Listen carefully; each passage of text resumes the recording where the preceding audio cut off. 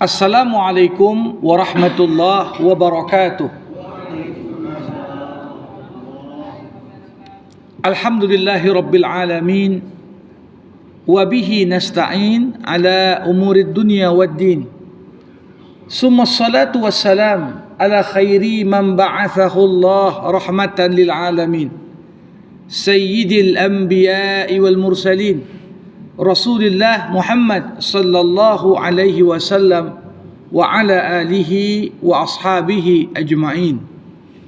Allahumma 'allimna ma yanfa'una wanfa'na bima 'allamtana wa zidna ilma innaka antal alimul hakim. Wa ba'd. Bapak-bapak, ibu-ibu, saudara-saudari jamaah fardu subuh di Masjid Al-Jihad yang dirahmati Allah Subhanahu wa taala. Bersyukur kita kepada Allah seraya mengucapkan alhamdulillah. Salawat berangkaikan salam kita hadiahkan kepada Rasulullah. Allahumma salli wa sallim wa barik alaihi. Jamaah rahimakumullah, kembali kita berjumpa dalam kajian tafsir Al-Quran. Masih kita membersamai surah Al-Anfal. Dan di akhir jumpa kita di pekan lalu telah sama kita kaji ayat ke-29. Ya ayyuhalladzina amanu in tattaqullah yaj'al lakum furqana.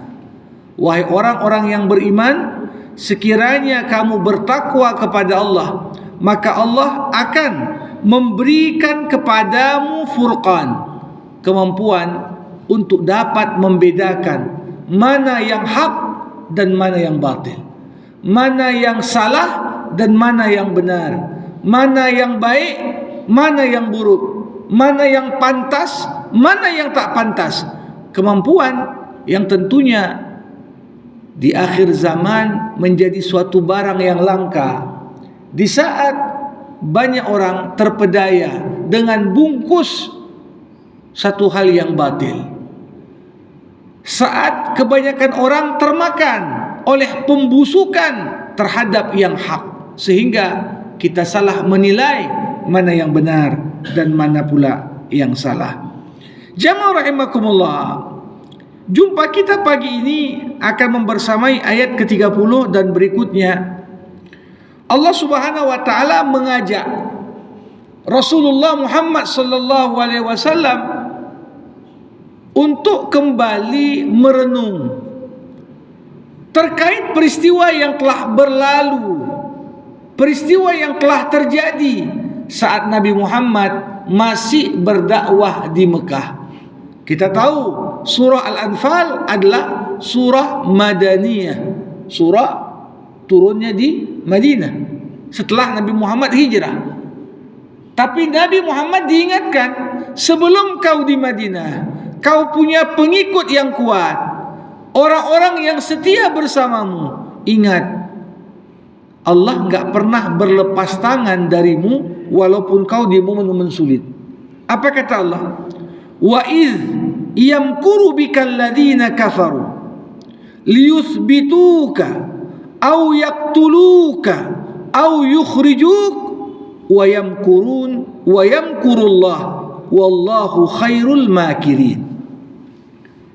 Allah katakan, wa'id Muhammad, ingatlah. Apa yang perlu aku ingat ya Allah? Yamkuru bikal ladzina kafar. Ketika orang-orang kafir itu, di saat mereka mayoritas, di saat mereka kuat, di saat mereka adalah kelompok yang terbanyak di Mekah, namun walaupun kau dan pengikutmu itu lemah, walaupun kau dan orang-orang beriman itu jumlahnya sedikit, tetapi orang-orang kafir tidak ingin langsung bermuajahah. Muajahah dalam pengertian apa? Melakukan perlawanan secara langsung terhadapmu Muhammad. Kenapa? Karena engkau berada di tengah-tengah keluarga besarmu. Itulah ya, klan Bani Hashim, klan Bani Abdul Muttalib, salah satu klan yang cukup kuat di tengah bangsa Quraisy. Maka tentunya walaupun Abu Jahal, termasuk paman Nabi Abu Lahab, dan tokoh-tokoh dari orang-orang Quraisy lainnya yang masih kafir dan musyrik tak senang dengan gerak-gerik Muhammad. Namun mereka tidak memilih untuk berhadapan secara langsung menyakiti Muhammad. Yang disakiti siapa? Pengikutnya. Terbunuhlah Yasir, ayahnya Ammar. Terbunuhlah Sumayyah akibat penyiksaan ibunda Ammar bin Yasir. Bagaimana sejarah mencatat penyiksaan terhadap Bilal bin Abi Rabah yang dilakukan oleh tuannya Umayyah bin Khalaf. Tetapi kalau harus berhadapan dengan kaum muslim yang kaya seperti Abu Bakar, mereka tak berani juga. Berhadapan langsung dengan Utsman yang keluarganya pun kuat, tak berani juga. Apalagi harus turun tangan menyakiti Muhammad sallallahu alaihi wasallam secara langsung. Karenanya ayat ini mengingatkan Muhammad, bayangkan, apakah mungkin Allah tak menjagamu di perang Badar? Allah tak memeliharamu di perang Badar walaupun jumlah kalian lebih sedikit, karena sesungguhnya telah terbukti di momen jumlahmu lebih sedikit, pengikutmu lebih lemah, di situ pun Allah masih menjagamu. Jadi apa yang akan kita terima di masa depan ini dapat kita bercermin dari pengalaman di masa lalu. Kalau di masa lalu saja dengan kondisi yang jauh lebih parah Allah menjagamu Muhammad, apa Allah tak menjagamu sekarang? Dan disinilah Allah ingin tunjukkan kepada kita betapa kebatilan itu lemah walaupun jumlahnya besar, betapa kebusukan itu hina walaupun dia yang mayoritas. Sindiran Al-Quran kepada orang-orang kafir diisyaratkan lewat pemilihan kata yamkur. Wa idh yamkuru bikal ladzina kafar. Ingatlah ketika orang-orang kafir melakukan tipu daya. Para hadirin, kalau kita mencoba untuk mengkaji lebih lanjut, siapa yang biasanya melakukan tipu daya? Orang yang benar-benar kuat nggak perlu nipu. Misalnya ada orang tak kita senang, kita tahu dia lebih lemah daripada kita, untuk apa harus kita tipu dia? Langsung saja pukul, kan begitu. Orang yang kuat percaya akan kemampuan dirinya, tak perlu main belakang. Tipu daya, konspirasi, penipuan, ini semua adalah mengisyaratkan ketidakpercayaan diri untuk berhadapan secara langsung. Ketika tengok ini yang ngerjaiku, ini atasanku, wah nggak mungkin ku lawan langsung katanya. Gimana ku kerjai dari belakang? Itulah kata-kata yang diisyaratkan dalam bentuk diksi makrun. Makanya kata makrun dalam Al-Quran selalu disematkan kepada kelompok yang lemah. Ketika cerita tentang setan, Allah Subhanahu wa taala mengatakan inna kaidasyaitani kana dha'ifa. Kata kaid artinya tipu daya, hampir sama dengan kata makr. Kalaupun setan ingin menjerumuskan kita kepada lembah kenistaan, setan itu lewat cara menipu kita. Kalau langsung dia berhadapan, aku setan, aku ajak kau masuk buat neraka, nggak ada yang mau. Tapi setan mengelabui kita. Semua yang mencuri dalam pandangannya, mencuri itu menguntungkan. Itu tipu daya setan. Setan bisikkan, kau kerja berapalah yang halal satu hari, katanya. Sikit kali.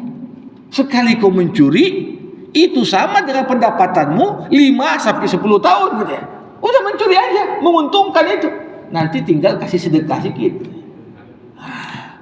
Lihat bagaimana cara setan menggoda manusia, enggak langsung, tapi memperindah yang buruk. Itulah kait. Lihat pula bagaimana Al-Quran ketika bercerita dalam surah Yusuf, bagaimana tipu daya seorang Zulaikha memperdaya Yusuf.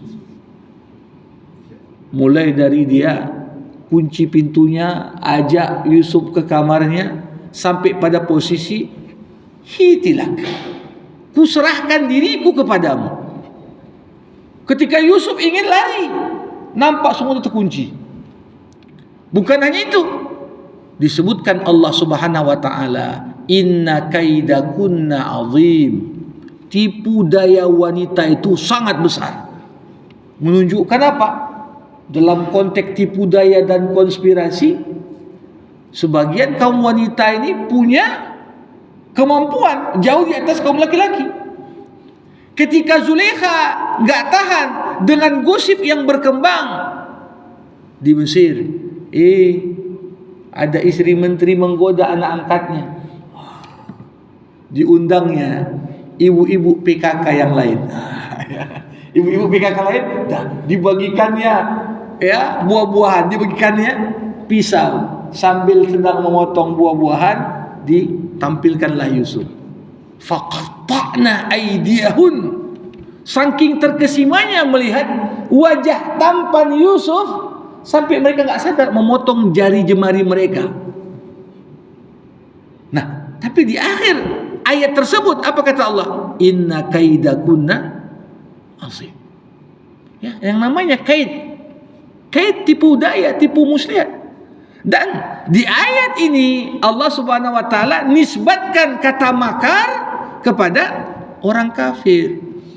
Wa idh yamkuru bikal ladzina kafaru. Jadi artinya apa? Orang kafir walaupun nampak persenjataannya canggih, logistiknya banyak, tenteranya terlatih, orang-orangnya nampak profesional, namun kalau segala sumber daya tersebut digunakan untuk memadamkan kebenaran, maka kebatilan tetaplah lemah. Mau dia berkuasa, mau dia punya kabinet, mau dia di bawahnya ada tentara, polisi, tapi kalau dipakai untuk yang batil, itu lemah. Gak akan mungkin dipakai terang-terangan. Ujungnya tetap menggunakan yang namanya yamkur, tipu daya. Di tengahnya gelapnya malam, orang berkonspirasi. Saat orang lain tak sadar sedang tidur, mereka sibuk memikirkan. Inilah yang terjadi di Mekah dulu. Wa idh yamkuru bikal ladzina kafaru. Apa isi makar orang kafir? Allah katakan, liyusbituk, mereka ingin menangkapmu. Au yaqtuluk, mereka ingin membunuhmu. Au yukhrijuk, mereka ingin mengusirmu. Digambarkan bagaimana tokoh-tokoh Quraisy berkumpul di sebuah tempat seperti parlemennya orang Quraisy, namanya Darun Nadwa. Darun Nadwa berkumpul di situ. Ada Abu Jahal di sana, ada Abu Lahab di sana, ada Umayyah bin Khalaf di sana, belum lagi tokoh-tokoh lainnya. Mereka semua memperbincangkan gimana lah kita perlakukan Muhammad. Kalau kita biarkan terus Muhammad berdakwah, bisa kacau. Sekarang saja Mekah, kata mereka, sudah hampir terjadi percekcokan di tiap rumah. Ada anaknya yang masuk Islam, orang tuanya masih kafir, ribut. Apa yang harus dilakukan? Kalau cuma kita menekan dan menyiksa pengikutnya tanpa membuat sebuah keputusan yang jelas terhadap Muhammad, ini nggak akan selesai. Dalam Sirah An-Nabawiyah yang dikarang oleh Ibnu Hisham, dikisahkan bahwasanya jin pun datang Datang ke mana? Ke Darun Nadwah dalam wujud manusia. Dia menjelma jadi manusia, ikut rapat, tak ada orang yang kenal dengannya. Tapi semua orang terkesima dengan masukan-masukan briliannya. Di awal semua orang mengatakan, udah, keputusan kita tangkap Muhammad, kita penjarakan dia supaya dia nggak bisa bergerak kemana-mana. Tapi masukan ini ditolak oleh sebagian yang lain. Apa kau kira klan Bani Hashim akan membiarkan kalau Muhammad itu kita penjara? Pasti mereka akan buat perhitungan sama kita. Jangan. Akhirnya dipilihlah, kalau gitu kita usir aja dia. Kita tak berikan kesempatan bagi Muhammad pulang balik ke Mekah. Tapi masukan itu pun ditolak. Kenapa? Kalau kalian usir Muhammad, dia bawa ajaran ini keluar Mekah, itu lebih bahaya. Kita tak bisa kontrol nanti. Kalau tiba-tiba pengikut Muhammad banyak di luar Mekah, bagaimana? Akhirnya mereka pun bersepakat au yaqtulu. Tak ada kata lain yang bisa kita pilih sebagai putusan bersama terhadap Muhammad kecuali membunuhnya.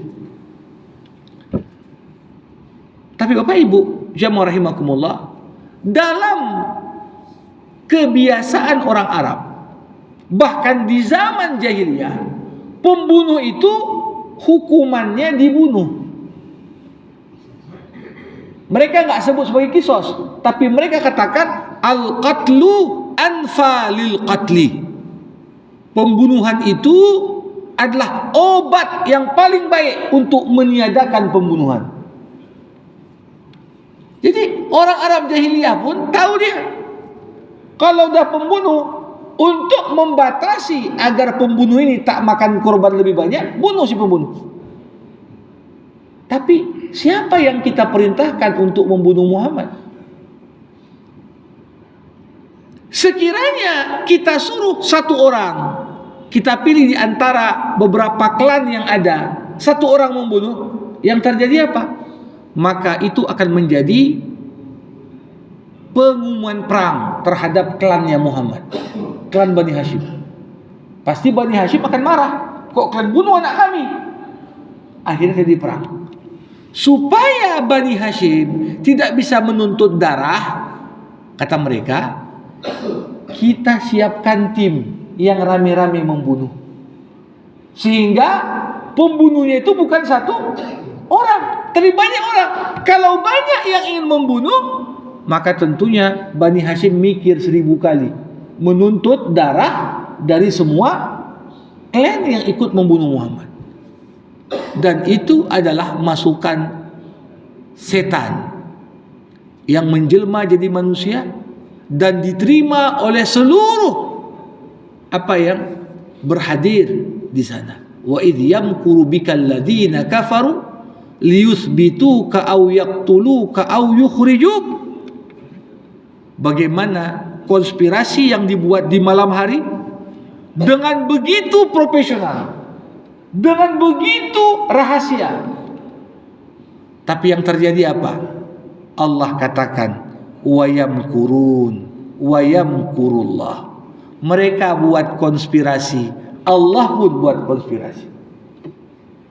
Para hadirin, dalam gaya bahasa Arab, kata-kata wa yamkurullah ini bukan berarti Allah memang betul-betul buat konspirasi, tidak. Karena konspirasi itu hanya dibuat oleh pihak yang lemah. Allah enggak lemah. Tetapi ini dalam gramatikal Arab disebut dengan musyakalah. Allah menggunakan kata kerja yang sama dengan kata kerja musuhnya.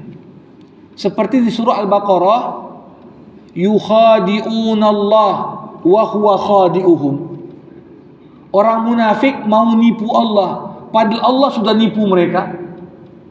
Apakah pantas kita panggil Allah dengan nama ya khadi'? Enggak boleh. Al-khadi', penipu, bukan nama Allah, Tapi ayat ini menggunakan kata wa huwa khadi'uhum untuk menggambarkan Allah menyiapkan balasan sesuai dengan bentuk kejahatan yang dibuat hambanya. Yang buat makar, maka balasannya dibuat makar untuk mereka. Yang menipu, hukumannya akan ditipu. Itulah sunnatullah. Jadi di sini Allah katakan wa yamkurun, orang-orang kafir membuat makar, tapi Allah juga membuat makar. Bagaimana makarnya Allah? Jamaah rahimakumullah, bagaimana dalam sejarah disebutkan orang-orang kafir Quraisy setelah membuat keputusan bersama di Darun Nadwah, mereka mengirimkan pemuda-pemuda paling kuat untuk mengepung rumah Rasulullah.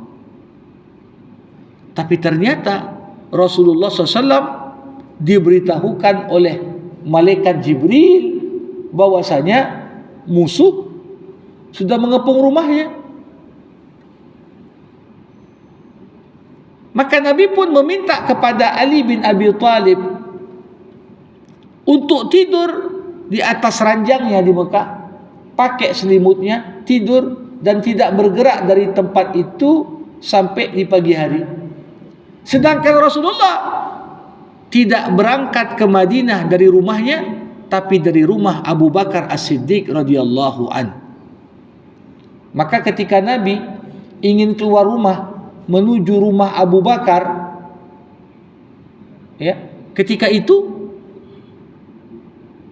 musuh sudah mengintai, mengintip, menunggu kapan Muhammad lewat biar kita habisi. Yang terjadi apa? Rasulullah sallallahu alaihi wasallam sebagaimana yang diceritakan di surah Yasin, wa ja'alna min baini aydihim sadda wa min khalfihim sadda faghshaynahum fahum la yubsirun. Keluar dari rumahnya tanpa ada satupun dari para pembunuh tadi yang menyadari Muhammad telah keluar dari rumahnya. Bergeraklah Nabi ke rumah Abu Bakar, berangkat dari sana, diambil rute selatan. Padahal Mekah itu posisinya di selatan Madinah. Jadi artinya kalau mau ke Mekah, mau ke Madinah, orang Mekah sosnya dari utara. Tapi Nabi sengaja milih rute dari selatan, lebih jauh. Tapi sengaja dipilih rute itu untuk mengelabui musuh. Dan itu semua adalah bagian dari wayam kurun, wayam kurullah. Mereka bisa buat tipu daya, tipu muslihat, tapi Allah pun membuat tipu daya sebagai balasan terhadap tipu daya musuh. Jamaah rahimakumullah, berapa banyak dalam sejarah orang yang membuat makar dan tipu daya untuk memadamkan cahaya Islam, untuk menghabisi Islam, untuk mengusir Islam. Dan kisah-kisah serta sejarahnya masih tercatat. Siapa yang pernah pergi ke istana presiden Turki di Ankara, salah satu istana kepresidenan yang paling megah juga, di situ membuat orang semua takjub adalah ada satu sudut di mana ada jamnya itu tidak berubah, selalu di jam 9. Saya pernah tanya, ini kenapa kok jam 9? Kok di istana negara begini kok nggak diganti baterainya, dibiarkan jam 9? Oh bukan, ini sengaja kami buat supaya tahu, karena pukul 9 itu menunjukkan waktu Kemal Atatürk mati. Itulah sengaja kami abadikan katanya, supaya tahu, mengenang dia.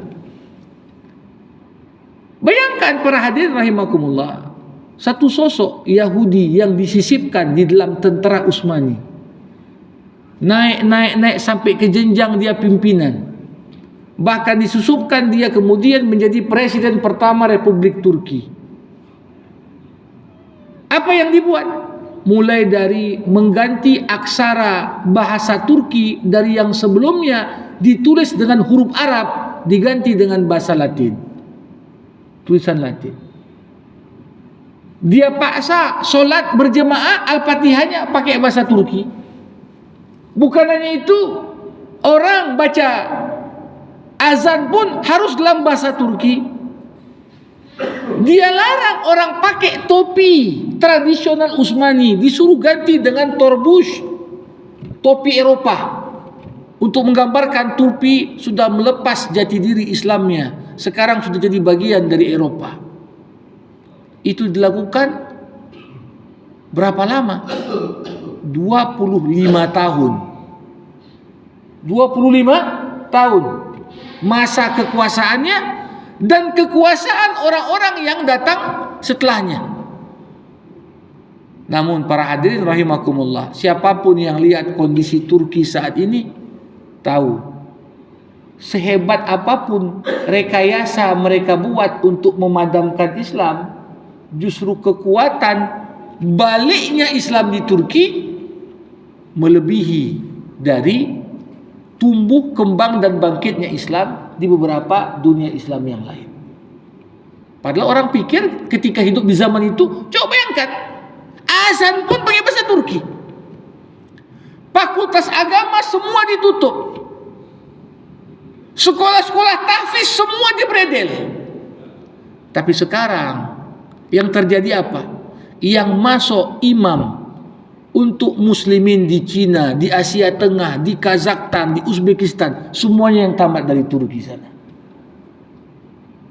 Ini sama seperti contoh yang selalu ingin saya sampaikan. Kalau ada orang berniat ingin memadamkan cahaya matahari, lantas di siang hari yang begitu terik, dia meludah ke arah matahari. Kira-kira mataharinya akan padam enggak? Tidak. Yang terjadi apa? Ludah itu balik ke muka dia. Inilah hakikat. Semua yang membuat makar, berarti orang yang paling bodoh adalah orang yang memposisikan dirinya sebagai musuh bagi Allah. Itu orang paling bodoh. Kenapa? Kalau engkau posisikan dirimu sebagai musuh bagi Allah, maka engkau masuk ke dalam satu perang yang kau tak mungkin akan menang. Kenapa? Jadi lawannya Allah, jadi musuhnya Allah, tak mungkin menang. Jadi ini yang terjadi. Wa yamkurun wa yamkurullah wallahu khairul makirin. Padahal para hadirin, Allah Subhanahu wa taala mensifati makarnya musuh itu dengan deskripsi yang luar biasa. Wa in kana makruhum litazula minhul jibal, kata Allah. Makar, tipu daya, konspirasi yang dibuat oleh musuh, kata Allah, hampir saja itu mampu melenyapkan gunung. Kekuatan yang bagaimana yang bisa melenyapkan gunung? Mindahkan satu gunung ke tempat lain, itu kasih kekuatan yang sangat besar. Tapi Allah katakan dalam satu ayat, wa in tasbiru wa tattaqu la yadurrukum kaiduhum syai'a. Kalau kau sabar, kalau kau bertakwa, sedikit pun konspirasi musuh tidak akan menyakitimu. Mau sehebat apapun mereka buat ini, buat itu, tapi pelindung kita yang paling utama apa? Allah Subhanahu wa ta'ala. Itu dia. Jamaah rahimakumullah. Allah Subhanahu wa ta'ala kemudian melanjutkan, wa idza tutla alaihim ayatuna qalu qad sami'na law nasha'u laqulna misla hadza in hadza illa asatirul awwalin.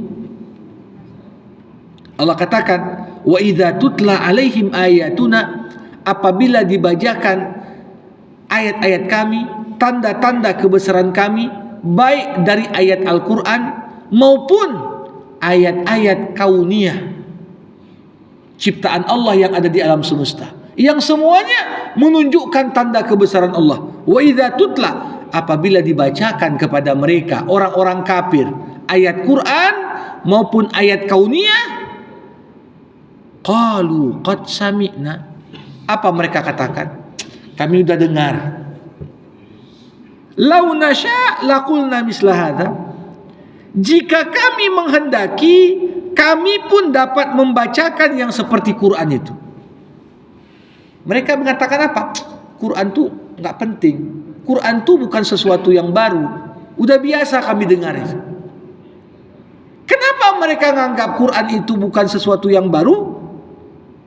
Mereka katakan, in hadza illa asatirul awwalin. Quran itu kan tak lebih hanyalah dongeng-dongeng orang-orang terdahulu. Kami udah sering dengar dongeng. Gak usah kau baca lagi Quran Muhammad, karena Quran itu menurut kami tidak jauh berbeda dengan dongeng orang-orang terdahulu. Para hadirin, jadi kita tahu Quran itu kan memberikan efek psikologis kepada yang membaca ataupun yang mau mendengarnya. Banyak sekali bukti Quran itu mampu memberikan efek psikologis kepada orang yang dengar. Kapan? Kalau timing dan waktunya tepat. Saya ada kurang lebih pernah 3 kali saya mengislamkan orang yang ketika saya tanya secara langsung, kenapa kau masuk Islam? Apa yang membuat engkau masuk Islam? 3 orang ini langsung menjawab depan saya, karena kami mendengar Quran dibacakan di masjid. Kami merasakan getaran yang berbeda. Jadi, ketika Quran dibacakan di momen yang tepat, saat orang berada pada hati yang bersih, jiwa yang suci, dibacakan Quran langsung klop. Seperti bagaimana Umar bin Khattab masuk Islam. Tapi dibacakan Quran ratusan bahkan ribuan kali pun, kalau jiwa orang yang mendengarnya seperti jiwa orang kafir di sini, qad sami'na, udah dengar ya kami ini. Dianggap Quran itu apa? Dongeng. Quran itu apa? Cerita-cerita kombur. Dianggap Quran itu apa? Cerita-cerita yang sama seperti yang diceritakan orang terdahulu. Tak ada yang beda. Tidak dianggap Quran itu sebagai undangannya Allah Subhanahu wa taala.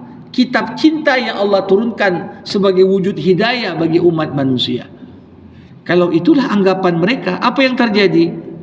Maka seperti gambaran ayat tadi, walaupun Nabi sudah membacakan berulang kali ayat suci Al-Quran kepada para tokoh-tokoh Quraisy, sikit pun tak berbekas. Bahkan lebih dari itu, apa kata Allah di ayat ke-32? Wa idh qalu Allahumma in kana hadha huwal haqqa min indik fa'amtir alaina hijaratan minas sama' aw i'tina bi'adzabin alim. Dan ingatlah ketika orang-orang kafir itu berkata, Muhammad, kalau kau katakan Qur'anmu itu benar dari Allah dan kau itu ngaku betul utusan Allah, ya udah, kami nantang. Apa tantangan mereka?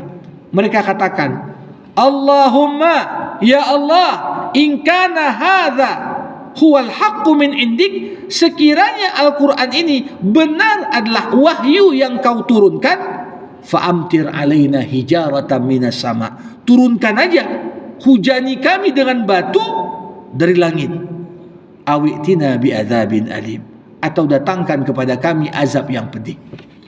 Kenapa sampai keluar doa ini?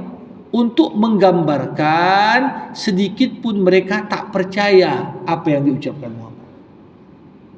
Muhammad, kau kira kami percaya dengan omonganmu? Enggak. Bahkan kami berdoa, kami tantang, kalau betullah Quran ini dari Allah, turunkan hujan batu, turunkan siksa yang pedih dari langit. Kami sengaja berdoa seperti itu karena enggak yakin sedikit pun akan kebenaran apa yang kau sampaikan. Ya rahimakumullah. Jadi kalau kita lihat Ini betul-betul sudah sampai kalau pada posisi umat nabi-nabi sebelum Nabi Muhammad, itu biasanya para nabi sudah pakai doa pamungkas.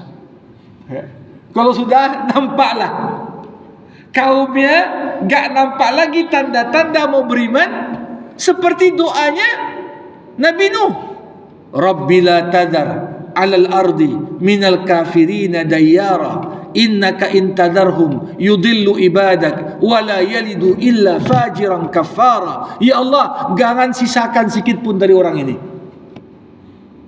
Itu doa kapan keluar? Setelah 950 tahun berdakwah. Ya Allah, jangan sisakan satu pun rumah dari orang-orang ini. Kenapa? Kalau kau sisakan, anaknya lahir pun kafir juga macam ayahnya. Ini ucapan yang diucapkan oleh sosok Nuh. Kenapa? Udah berapa generasi 950 tahun itu? Udah kenal dia buyutnya, kakeknya, ayahnya, anaknya, cucunya, cicitnya, udah kenal dia. Sama aja ini, sama kayak leluhurnya. Nah, ketika orang-orang kafir Quraisy menantang Muhammad, kami tak percaya apa yang kau sampaikan. Kalau kau benar, turunkanlah azab. Bilang sama Tuhanmu, turunkan hujan batu untuk kami.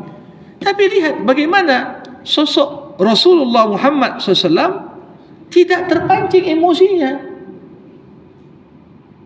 Tidak Nabi ladeni. Tidak Nabi Muhammad kemudian emosi dengan kata-kata, bahkan tantangan yang diberikan itu. Tapi justru jamaah rahimakumullah, di ayat 33 Allah Subhanahu wa taala sampaikan kaidah yang akan berlaku sampai hari kiamat tentang turunnya azab Allah. Apa kaidah itu? Wa ma kana Allah liyu'adzibahum wa anta fihim wa ma kana Allah mu'adzibahum wa hum yastaghfirun. Apa artinya?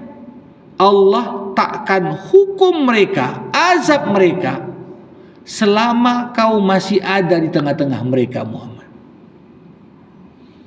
Jadi Allah Subhanahu wa ta'ala tidak berkehendak Nabi menyaksikan umatnya diazab di depan matanya. Dan ini adalah bagian dari kasih sayang Allah kepada Nabi Muhammad SAW. Lihat nabi-nabi yang lain, umatnya diazab, Nabi ikut melihat. Yang paling berat itu Nabi Nuh. Anaknya tenggelam pun nampak dia. Anakku naik kapal. Tidak ada yang dapat selamat dari azab Allah. Tapi apa kata anaknya? Enggak. Sa'awi ila jabalin ya'simuni minal ma'. Aku akan manjat gunung itu yang akan melindungiku dari banjir. Diperlihatkan azab kaumnya, sedangkan mereka melihat. Nabi Lut disuruh tinggalkan rumahmu, kampungmu bersama 2 putrimu, keluar. Kapan? Sebelum subuh. Inna mau'idahumus subuhu alaysa subuhu biqarib. Timing turunnya azab untuk mereka di waktu subuh. Bukankah waktu subuh sudah dekat? Kata Allah. Disuruh keluar. Tapi dalam perjalanan masih nampak lagi dibalikkan kampung itu oleh Nabi Nuh. Belum lagi dengan azab yang turun kepada kaum Samud, kaum Ad, kaum Nabi Syuaib, kaum Madian. Itu semua Nabi melihat.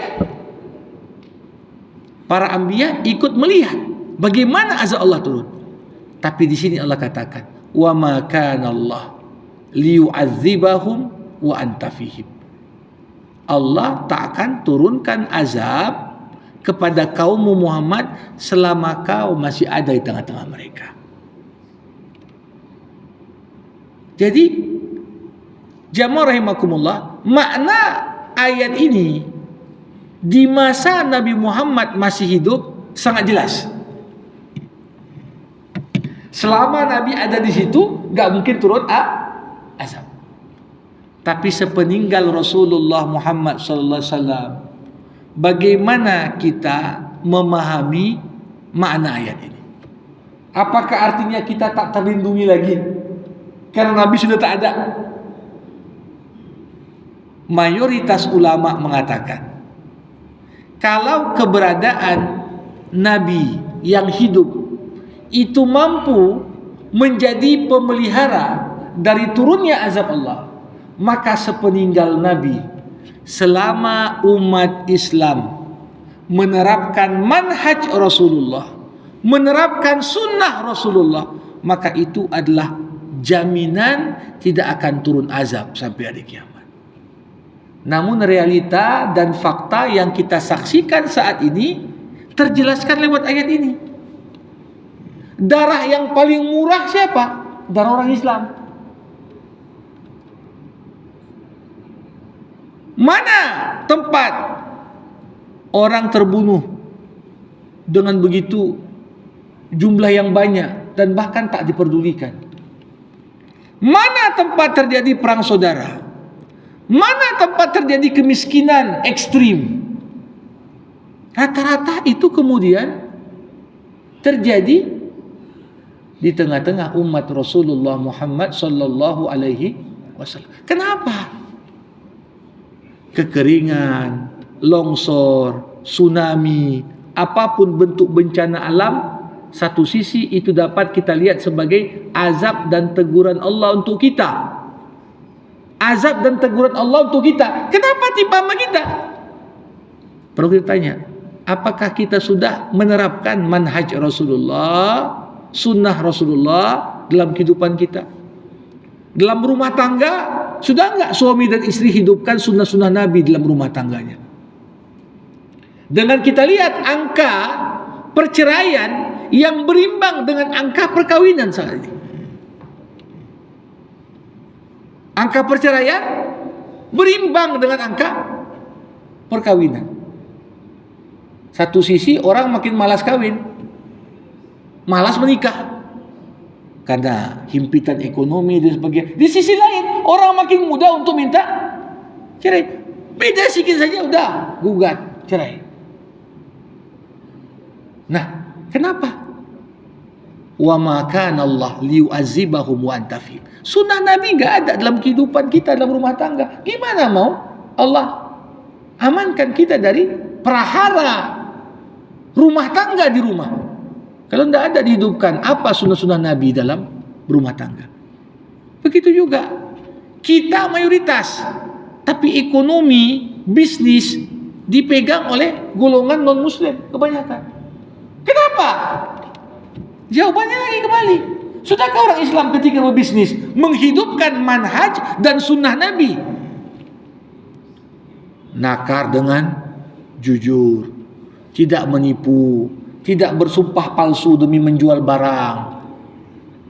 Ini manhaj Nabi. Ya, kalau apa yang dibuat oleh kompetitor di kalangan non-muslim kita pun buat, apa yang membuat kita istimewa? Nah, sekarang yang terjadi apa? Muslim pun malas belanja di tempat muslim. Tempat si Fulan ini mahal, bagus tempat si Koko itu, sebab si Cici ini banyak nih katanya, murah harganya. Ya, kadang-kadang kita juga. Nah, jadi yang terjadi apa?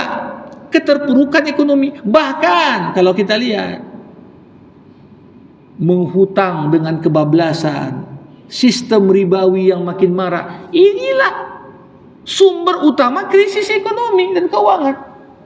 Apa Nabi ngajarin? Artinya bukan berarti tak boleh berutang, tapi ada pertimbangan-pertimbangan seorang itu baru boleh berutang. Nah, ini kan masalahnya, orang berutang nanti kan yang bayar bukan dia, rakyat. Nah, ini susah kita. Yang bayar kan bukan aku, pejabat berikutnya aja. Nah, ini kalau seperti itu orang berpikir gimana? Akhirnya apa? Wah, kita pun makin tercekik dengan pajak yang makin tinggi dan sebagainya. Begitu juga dalam segala bidang, dalam politik. Manalah sekarang organisasi, partai, ormas, bahkan lembaga-lembaga dakwah pun disusupi yang namanya penyakit dualisme kepengurusan. Berkelahi semua. Kenapa? Karena tujuan ujungnya bukan lagi Allah, udah dunia.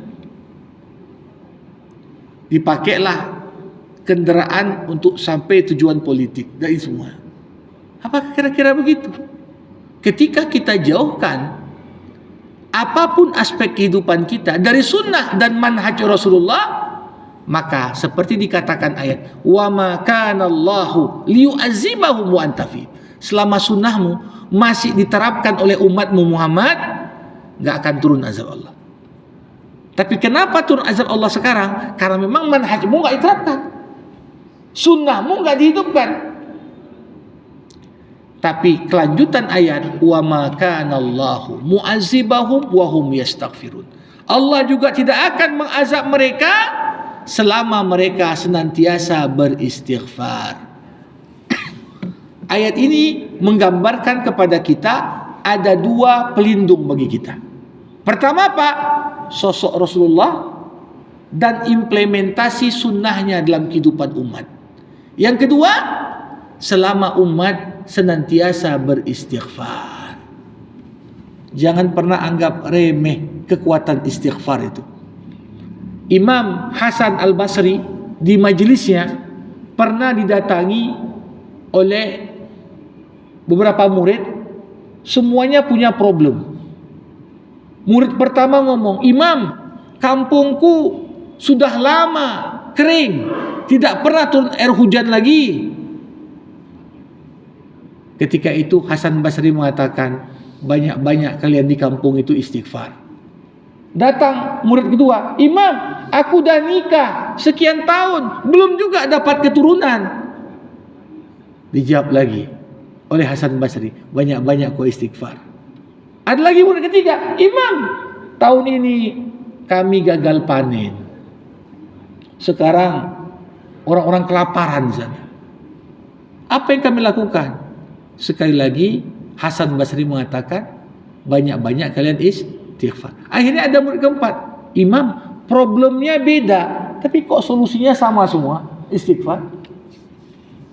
Di saat itu Hasan Al-Basri rahimahullah membacakan ayat Al-Quran, wa qul istaghfiru rabbakum innahu kana ghaffara yursilis samaa 'alaikum midrara wa yumdidkum bi amwalin wa banin wa yaj'al lakum jannatin wa yaj'al lakum anhara.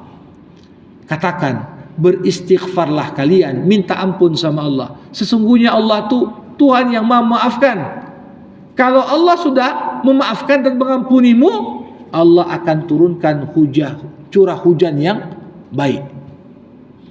Allah akan berikan padamu hasil bumi yang melimpah, keturunan yang soleh dan soleha. Itu dia. Jadi tak pantas kita yang penuh dengan salah dan dosa justru malas istighfar. Karena Rasulullah saja orang yang kalau dikatakan maksum tak buat dosa, sehari semalam istighfarnya 70 hingga 100 kali. Itu paling sedikit. Nah, maka dari itu coba bayangkan istighfarnya kadang-kadang soalnya 3 kali itu pun capek kali rasanya. Ini jamaah rahimakumullah. Inilah pelindung kita. Sudah tak kita terapkan sunnah Nabi, malas pula kita beristighfar. Ini dua pelindung kita. Nah, maka dari itu ya, tentunya ayat yang tadi saya bacakan, bagaimana Allah Subhanahu wa taala berikan kaedah ini untuk jadi pegangan bagi kita, apalagi kita sudah di penghujung tahun miladiah. Walaupun tahun kita tahun hijriah, tapi praktiknya kita banyak menggunakan penghitungan dengan kalender miladiah. Nah, di sini kita perlu untuk merenung. Ya, apa yang sudah kita buat? Gimana kita tatap pergantian tahun? Apakah tahun depan justru makin buruk bagi kita kalau tidak ada upaya menghidupkan sunnah dan meneladani manhaj Rasulullah? Kalau tidak ada upaya untuk semakin kita memperbanyak istighfar, dan seperti yang dikatakan Rabi'ah Adawiyah, bukan sekedar istighfar ngomong saja, istighfar yang disertai dengan penghayatan makna minta ampun sama Allah. Kadang-kadang orang istighfar sambil ketawa. Apa itu istighfar? Kadang-kadang orang mengucapkan istighfar, tapi hatinya nggak ada penyesalan. Itu bukan istighfar. Istighfaruna yahtaju ila istighfarin akhar, kata Rabi Adawiyah. Kadang-kadang istighfar kita membutuhkan istighfar baru. Kenapa? Banyak praktek istighfar justru jadi maksiat. Ketika istighfar itu sambil main-main, ketawa, tanpa menyadari apa yang dibuat, tanpa menyadari apa yang perlu untuk diperbaiki. Nah, ini sesuatu yang sangat buruk sekali.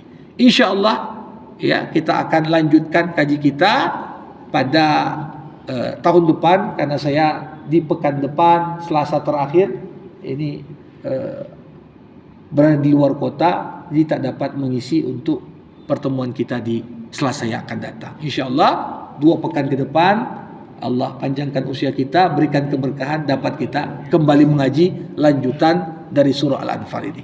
Sebelum saya tutup dengan doa, saya persilakan yang mau bertanya ataupun berkomentar. Silakan. Assalamualaikum warahmatullahi wabarakatuh. Waalaikumsalam. Saya kemudian sehubungan dengan kajian kita pagi ini, terbukti dalam kisah-kisah yang saya sampaikan tadi, rapat kaum Quraisy, musyrikin kafir itu diikuti oleh syaitan. ya. Apakah rapat kaum zalim di Indonesia, pengusaha zalim juga diikuti oleh syaitan? Ya. Satu. Ya. Kedua, tadi dalam kisah itu Allah mengatakan Allah itu campur melawan orang kafir. Ya. Kalau saya lihat begitu dahsyatnya kerjaan kaum zalim, kaum kafir Indonesia untuk memberangus tanda kutip Islam di Indonesia, kok tidak kelihatan Allah melawan mereka. Bahkan ya ini secara fisik kita lihat mereka makin merajalela. Ini kan menyangkut kita bisa. Jadi pertanyaan berikutnya, apa sih kesalahan kita? Kok doa-doa kita yang tanda kutip ya alim lah katakan, karena ulama-ulama pasti mendoakan supaya pihak zalim ini dikalahkan oleh Allah. Sampai hari ini belum kelihatan apa sebenarnya kesalahan kita. Kalau kita bandingkan kisah tadi, kelompok kaum muslimin tidak berdoa, langsung Allah menyampaikan dengan turun ayat tadi. Kita justru sudah berdoa, dan justru Allah sudah melihat betapa tertekannya orang Islam di Indonesia, terzaliminya orang Islam di Indonesia. Saya bertanya supaya kita bisa mengoreksi, ini introspeksi ya Ustaz. Saya yakin pasti ada yang tidak beres di kita, makanya tidak mampu doa tadi. Para hadirin rahimakumullah, tadi saya sudah sampaikan ada satu ayat, wa in kana makruhum litazula minhul jibal wa in tasbiru wa tattaqu la yadurrukum kaiduhum syai'a. Satu sisi Allah mengakui konspirasi tipu daya yang dibuat oleh musuh Islam itu, kalau kekuatannya itu diarahkan untuk memindahkan gunung, niscaya gunung pun bisa pindah, saking besar dan kuatnya. Tapi Allah katakan di sisi yang lain, tapi kalau kalian bersabar, kalian bertakwa, sedikit pun tipu daya itu tak akan mencelakakan kalian. Kenapa? Karena Allah bersama kalian. Nah, kembali kepada pertanyaan, apakah dalam setiap rapat konspirasi orang zalim setan ikut? Kadang-kadang setan tak ikut lagi. Kenapa? Karena yang rapat pun dah setan. Itu dia. Yang rapat pun dah setan. Setan dari golongan manusia. Ya. Jadi ini yang pertama. Yang kedua, apa Allah enggak lihat kondisi kita? Allah Maha melihat, Maha menyaksikan. Dan jangan pernah kita berprasangka Allah membiarkan kita. Tapi yang perlu untuk kita lakukan, kita evaluasi. Syarat supaya Allah bela kita, sudahkah kita buat? Syaratnya kan tadi, kalau kau sabar, kalau kau bertakwa, sedikit pun tipu daya musuh tidak akan bisa mencelakakan. Nah, jadi sabar di sini apa maknanya? Sabar di sini kadang-kadang menahan diri dari melakukan perbuatan-perbuatan yang justru kontraproduktif. Ya, kadang-kadang mohon maaf, kita umat Islam ini bergerak reaksional saja. Sengaja musuh pancing begini, kita bereaksi. Tapi reaksi itu justru kadang-kadang dipakai musuh untuk mukul kita balik. Tanpa kita kemudian memandang jauh ke depan. Ini gimana?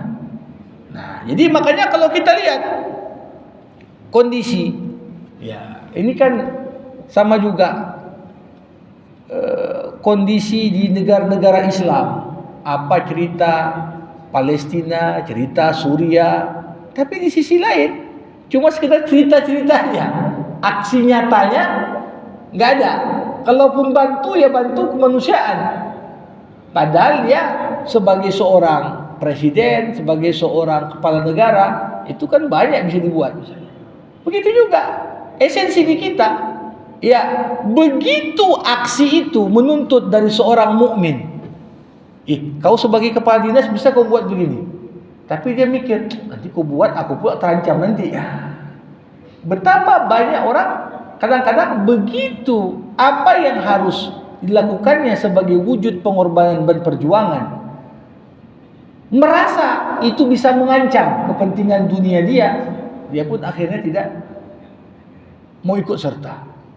Nah, itu satu sisi. Di sisi yang lain, kalau kita lihat bagaimana selalu mau orang baik ataupun orang buruk, ini kan masa yang paling banyak itu dari orang miskin, dari orang lemah. Dan orang lemah ini juga yang kadang-kadang, mohon maaf, karena jauh dari nilai-nilai ketakwaan, ini yang disetir. Setiap ada demo tandingan, padahal yang didemokan itu enggak betul, dipakai juga. Ya udahlah, yang penting dapat nasi bungkus deh. Jadi bukan hanya diminta sabar dan bertakwa di kalangan elit, tidak. Sampai level bawah. Dan mohon maaf, kadang-kadang yang tercerahkan ini kan hanya ibarat fenomena gunung es. Yang kecil nampak di atas itu oke. Tapi yang di bawah laut, ini kadang-kadang jauh dari sadar. Kadang-kadang jauh dari makna sabar, takwa, supaya Allah bisa membantumu. Makanya itu yang saya katakan, kita ini supaya Allah tetap menyayangi kita harus menyentuh sampai yang lapisan paling bawah. Dan itulah yang menuntut waktu yang cukup panjang dan lama. Ya, karena kalau kita lihatlah gambaran sekarang lewat politik uang ini, gimana kerusakan di level bawah itu lebih parah lagi. Karena orang udah nganggap ya betul pun berapa banyak ya orang mengeluhkan udah bantu bertahun-tahun tapi gara-gara kalah ngasih di akhir ya garis pilih saja nggak dipilih dia. Artinya kan orang sudah sangat pragmatis, diajari untuk semuanya mengukur dengan duit, dan itu sudah menghilangkan satu bagian yang indah dari kehidupan bermasyarakat. Ketulusan, kebersamaan, ya semuanya akhirnya diukur dengan uang. Nah ini yang nampaknya perlu usaha yang cukup dalam. Nggak cukup juga dengan doa. Kenapa? Doa tanpa usaha, yaitu Tidak sesuai dengan kaidah tawakal. Tawakal itu apa? Usaha semaksimal mungkin baru berdoa. Jangan berdoa tapi nggak buat apa-apa. Nah, jadi doa pun tanpa buat apa-apa ya Allah Subhanahu wa taala tak akan ya dalam pengertian memenuhi apa yang kita tuntut. Sedangkan kita belum melakukan aksi yang nyata untuk itu. Demikian komentar saya. Baik Bapak Ibu, sama kita tutup majelis ini dengan doa. Alhamdulillahirabbil alamin. Hamdan yuwafi ni'amah wa yukafi'u mazidah. Ya Rabbana lakal hamdu kama yanbaghi li jalali wajhikal karim wa li 'azimi sultanik.